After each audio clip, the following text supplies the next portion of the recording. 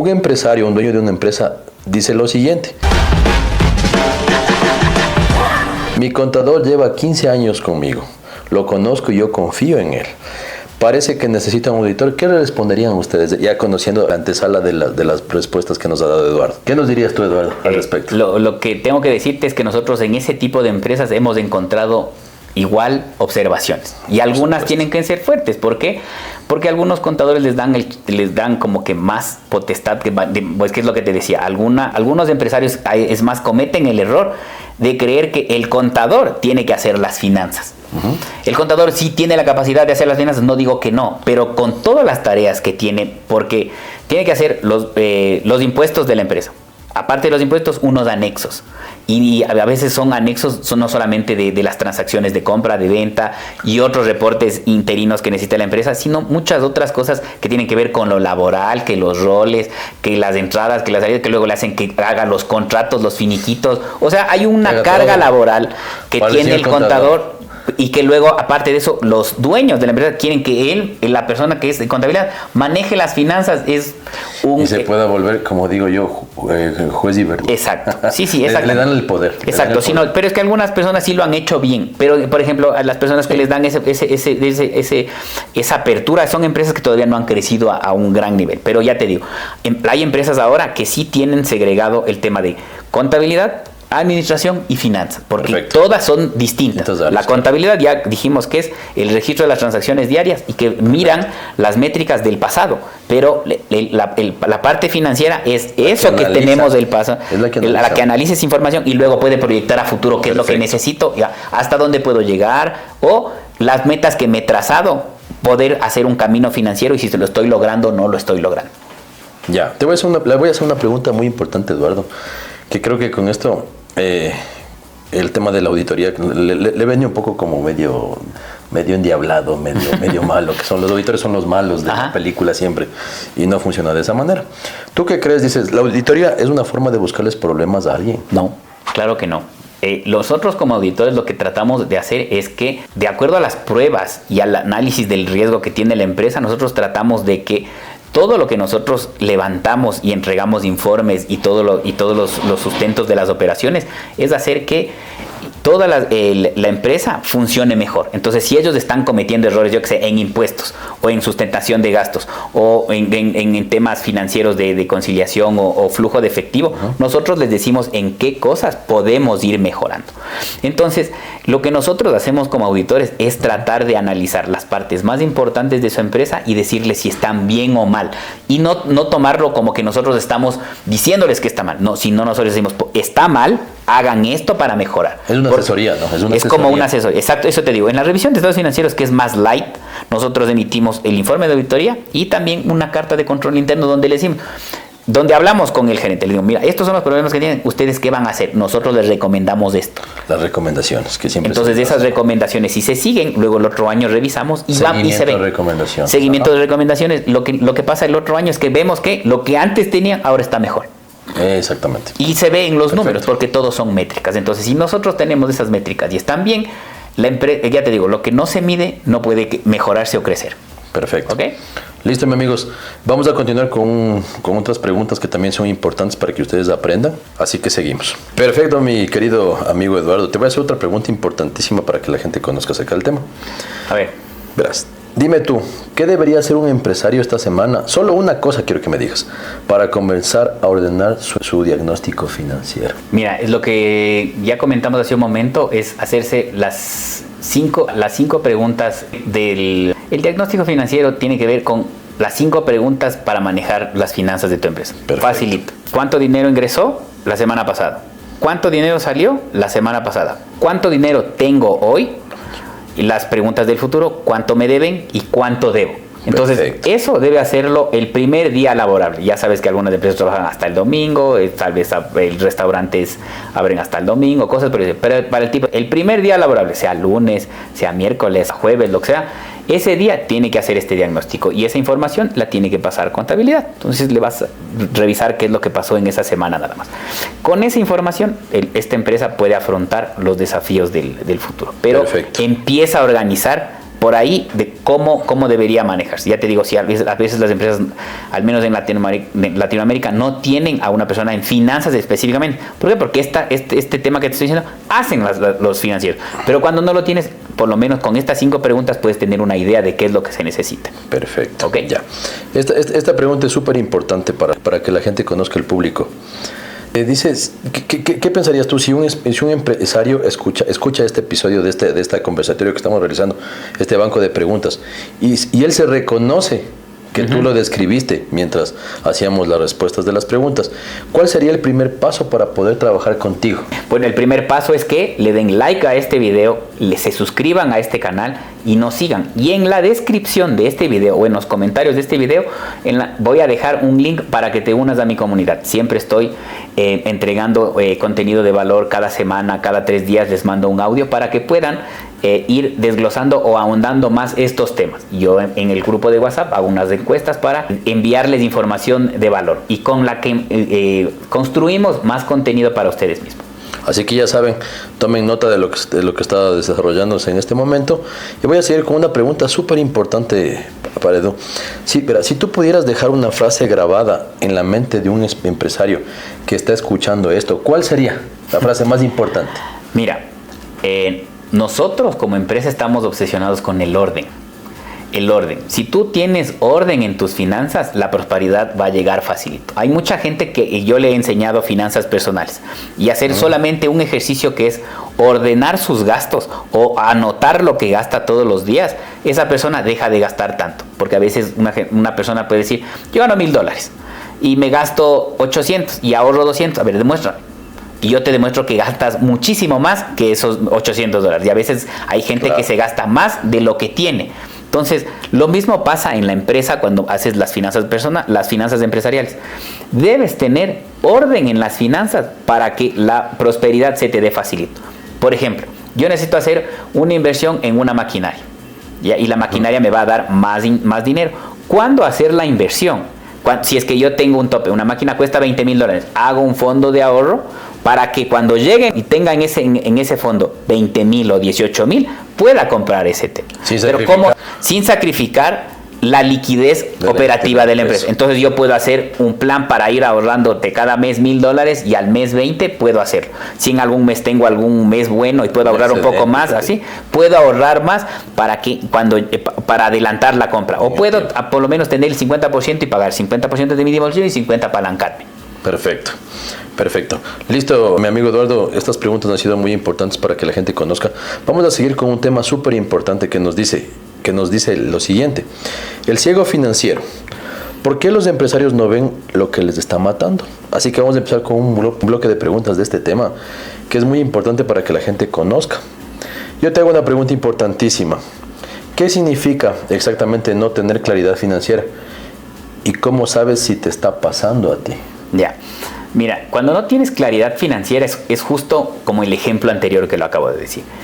Si tú del dinero que vendes, porque a veces hay gente que dice, yo vendí $20,000, pero esos 20,000 tiene IVA y como te dije, el dinero que entra a la cuenta, hay que separar el dinero que verdaderamente me representa mi ganancia y restarle cuánto tengo que pagarles a proveedores, los gastos, el sueldo de la gerencia, el sueldo del personal y todo lo demás, y los impuestos.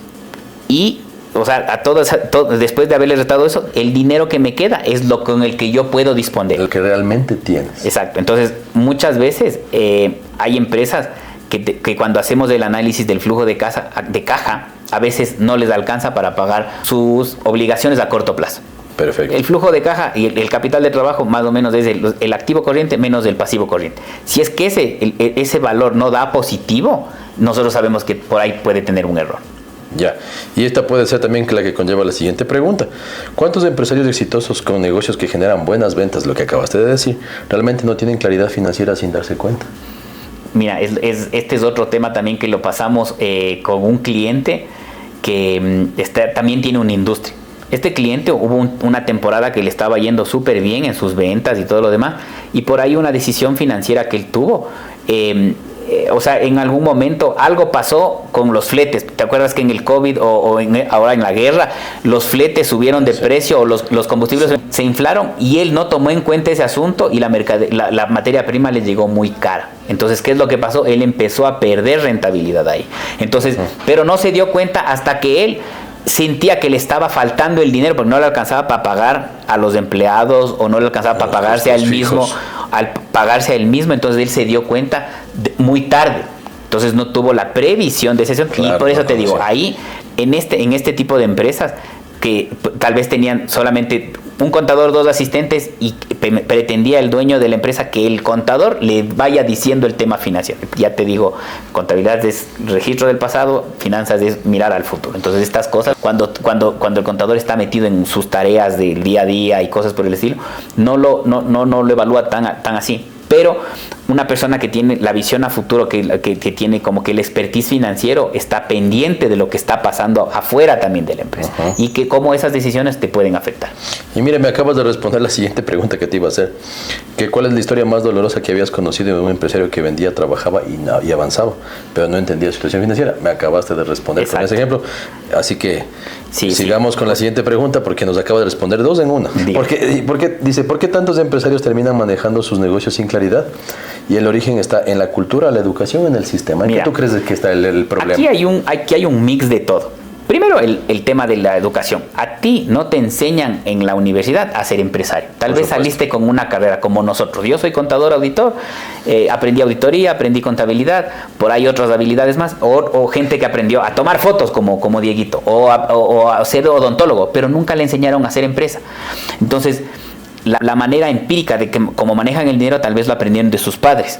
Y pueden por ahí tener algunas creencias algunos conocimientos, pero no es tan así. Pero el formarse para ser empresario o empezar a emprender requiere un poco más que no está en el sistema educativo actual. Perfecto. Segundo, la cultura latinoamericana, casi siempre hemos sido como mano de obra o autoempleados o cosas por el estilo, y que puede habernos afectado un poco a nosotros, porque por ejemplo en Europa y en Estados Unidos ellos siempre, después de salir de la universidad, ellos siempre quieren tener su propio negocio, hacer alguna cosa, empezar chiquitos, pero rentables e ir creciendo, porque ya te digo, en Estados Unidos y en Europa lo que hacen ellos es crear empresas y los venden en millones de dólares. Entonces nosotros a veces creamos una empresa y queremos quedarnos con la empresa toda la vida. Entonces la cosa es hacerla. Es una empresa familiar. Exacto, una empresa familiar. Y ha sucedido esto aquí. Exacto. ¿Y eso es por qué? Porque nosotros somos demasiado sentimentales. Como tú dices. Latinoamericanos, que le queremos muchísimo a nuestra familia y lo que nos ha costado trabajo no nos cuesta dejar. No nos despegamos fácilmente. Exacto. En realidad los negocios en Europa funcionan así, ¿no? Exacto. Crean negocios, hacen crecer y luego lo venden en millones de dólares. Know-how y después pues te venden el know-how. Exacto. Y eso cuesta mucho dinero. Entonces cuando ya ellos venden en millones de dólares sus empresas, lo que hacen es crean otras empresas. Porque ya que te queda como que, oye, pude hacer esto, voy a hacer otra. Y no tienen miedo al fracaso. ¿Por qué? Porque vos tienes que aprender que emprender puedes significarte, es un camino duro, difícil. Habrá haters, gente que no te quiere, gente que cree que mientes. En el proceso es muy complejo. Por eso el tema de emprender o hacer empresa es un llamado más que todo. Y te voy a ser sincero, hay una frase que utilizó mi mentor que es la siguiente: ni los políticos, ni la religión, ni los pastores te van a hacer prosperar. Solamente rezar o que esperas que el político te dé algo, nunca te va a hacer. Los que hacen prosperar a una sociedad o un país son los empresarios. Los empresarios generan empleo para que las universidades fuentes de trabajo y todo lo demás. ¿Por qué? Porque la empresa paga impuestos para que el político pueda organizar el tema. La administración financiera del Estado. La administración financiera. Y los empresarios también pagamos los diezmos para que se sostenga la iglesia. La iglesia, si bien es cierto, alguna gente es creyente o no, es un tema muy importante y debatible, pero ya te digo, estas dos cosas, dos personas o estos dos grupos de personas no son los que te van a hacer prosperar o lo que van a hacer prosperar los que hacen prosperar un país son los empresarios. Los empresarios crean y fuentes de empleo y todo lo demás, y hemos tenido muchos. Hay un debate entre este asunto entre los empresarios y los empleados y todo lo demás, pero lo que nosotros estamos tratando de hacer es que este debate se vaya achicando mucho más. ¿Por qué? Porque nosotros tenemos un concepto en las consultorías de talento que se llama alineación de intereses. Si yo gano, mi empleado también tiene que ganar. Y no solamente que ser yo la persona que gana dinero siendo un empresario, sino que todos en mi cadena puedan ser empresarios. Es lo que le escuché también decir a mi mentor. Yo en mi empresa soy capitalista, cobro buenos servicios y buenos precios y vendo masivo, pero con mis empleados no quiero que ninguno me venga a pedir ningún aumento. Yo estoy pendiente de qué es lo que ellos necesitan. ¿Para qué? Para subirles del sueldo, subir el nivel, cambiarles de puesto, que ponerles en puestos de liderazgo y darles la oportunidad de que sigan creciendo en la empresa. ¿Por qué? Porque yo en un momento tengo que salirme de la empresa. Pero para salirme de la empresa yo tengo que formar líderes, y para formar líderes no es una cosa que haces hoy y mañana ya está. Claro, no va a estar es un tiempo y tienes que estar ahí, que toma de 3 a 5 años. Toma tiempo. No es fácil. No es sencillo. Perfecto. Tengo otra pregunta importantísima para que la gente que nos está escuchando pueda tener conocimiento también.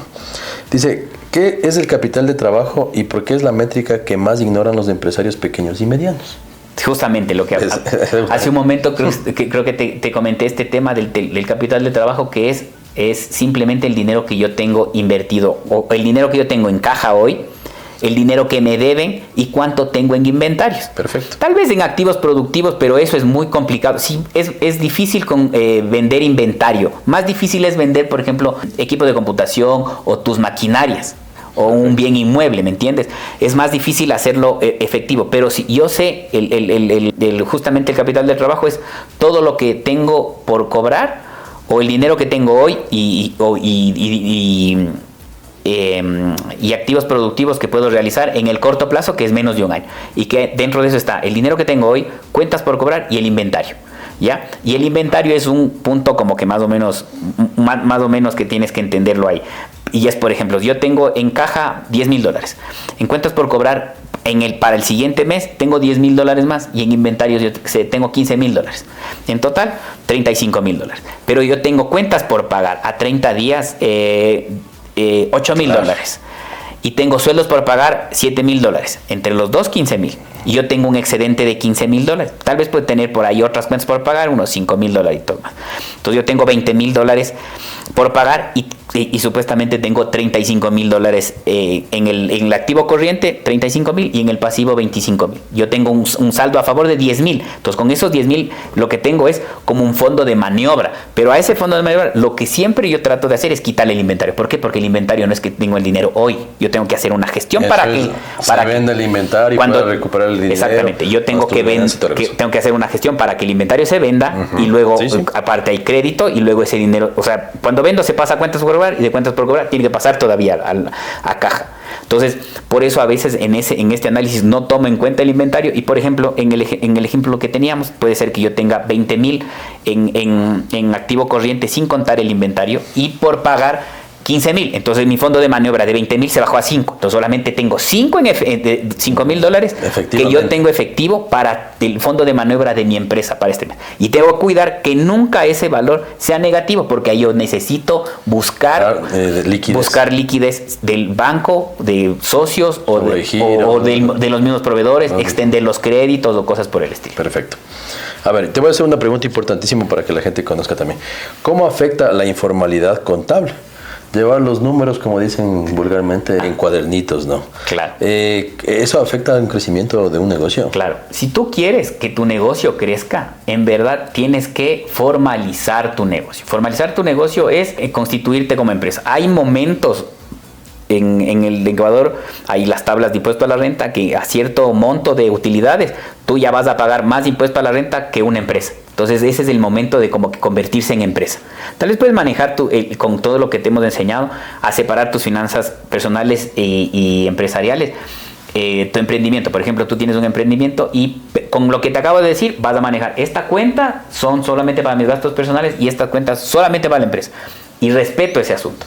Y cuando yo me convierto en empresa, yo no voy a cambiar la parte personal, sino solamente la parte empresarial. En la parte empresarial organizar otras cosas, pero van a ser métricas que yo voy a tener. Los estados financieros y la contabilidad formal me dan métricas que yo puedo medir. Entonces, hay gente que a veces le digo, es lo que te decía, quiero vender $3 millones. Sí, vamos en el mes de agosto y has vendido 1.500.000, no vas a llegar a 3 millones. Te has puesto una meta muy grande.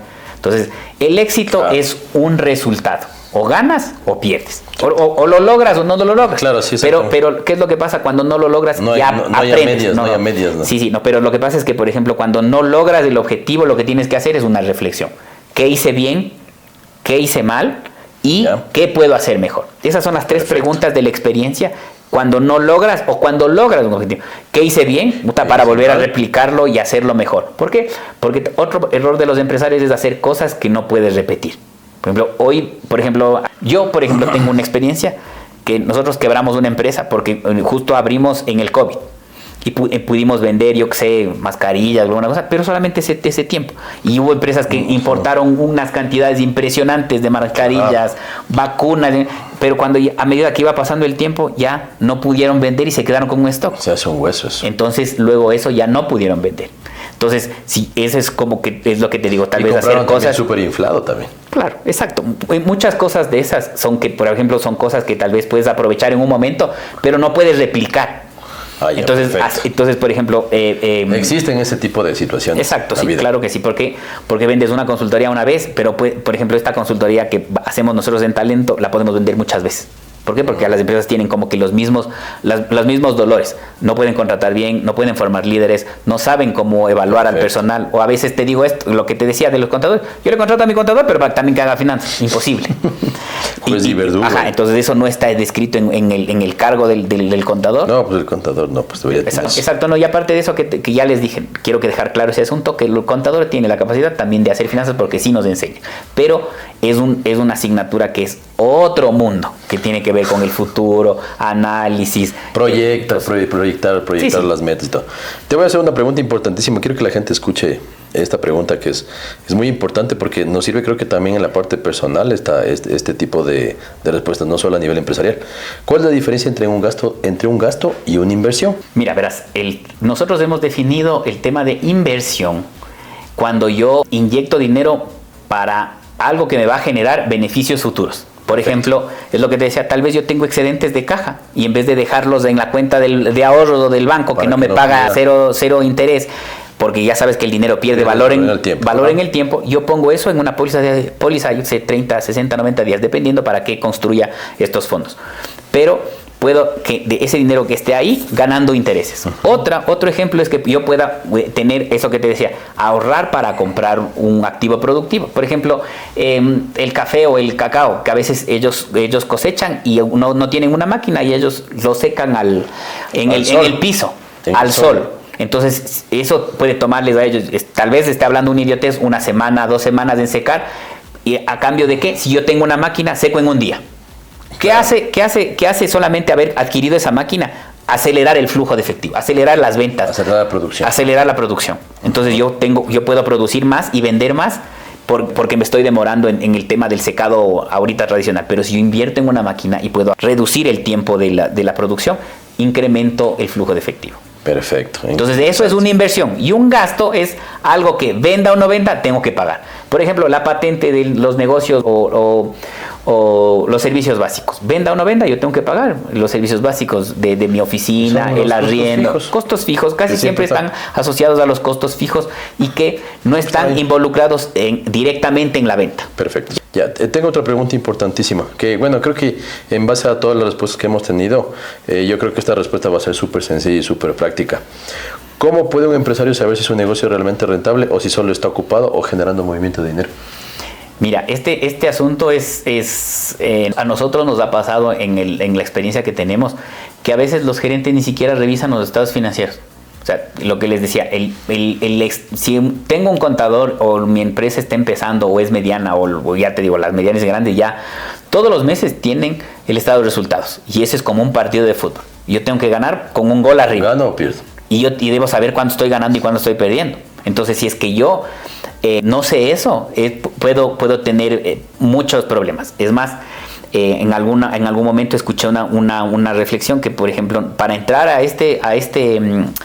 con esta empresa o con este servicio tienes que venderme a este precio, pero en ese precio yo no gano, o tal vez gano muy poquito y con ese dinero que yo gano no puedo cubrir mis costos fijos. Y te pongo este ejemplo porque hay gente también que piensa que uno cuando empieza un negocio no empieza ganando. Eso es una creencia muy equivocada. Yo tengo que empezar mi negocio ganando siempre, así sea chiquito. Luego lo voy escalando y todo lo demás. ¿Por qué? Porque si yo no gano, no tengo un negocio. Una empresa es un sistema de sistemas que genera ganancias constantes. Y simplemente lo estaría haciendo por hobby. Exactamente. Entonces, para eso no... el tiempo. Exacto, por eso digo, porque una empresa es un ente que entrega valor a tres personas. Primero al cliente a través de los bienes y servicios. Luego, segundo, a los empleados a través de sus sueldos porque trabajan en la empresa. Y tercero, al dueño, pues. Entonces, si es que yo estoy generando valor para el cliente y para el cliente y también para los empleados y no estoy ganando yo, entonces eso es una ONG, es una iglesia, no es una empresa, ¿me hago entender? Una fundación. Es una fundación, exactamente. Entonces, ¿qué es lo que pasa en los otros casos? Que en cambio yo solamente genero valor para el empleado y estoy ganando yo. Entonces es una estafa, una pirámide, un narcotráfico, cualquier cosa. Pero menos pero no es una empresa. Y en el otro caso es donde yo esté generando solamente ganancias para el dueño y para el cliente y el empleado no gana, eso tampoco es una empresa. Eso es una dictadura, una esclavitud. Y no se puede tener eso. Así es que como, ya sabía, es como lo que yo te dije, eso es alineación de intereses. Perfecto. Si yo gano, el empleado también tiene que ganar. Si yo gano, mis empleados también ganan y todos crecemos, ¿no? Sí, pues, y todo tiene que estar se llama este concepto se llama alineación de intereses. Y es sencillo, yo necesito que vendas 100 unidades. No solamente que llegues a un nivel de ventas X, por ejemplo. Y eso se puede aplicar a todos los cargos de la empresa, no solamente hay producción, videos, cumplimiento de metas, ingreso de información, que llegue rápido los... Un conjunto, ¿no? Claro, todo es un conjunto. Ya te digo, todo está engranado. Por eso te digo que es un sistema de sistemas. El marketing, las redes sociales. Sí, una empresa tiene cinco sistemas. Sistema de talento humano, que es el central. La parte medular de la empresa. El sistema nuclear, que es el dueño de la empresa. El sistema financiero, el manejo del dinero. El sistema de marketing, cómo se maneja el marketing y las ventas son cosas totalmente distintas. El sistema de producto, que me dice cómo está mi producto y cómo puedo mejorarlo, hacer escaleras de valor y todo lo demás. Y otro, un extra que nosotros manejamos es el sistema de expansión.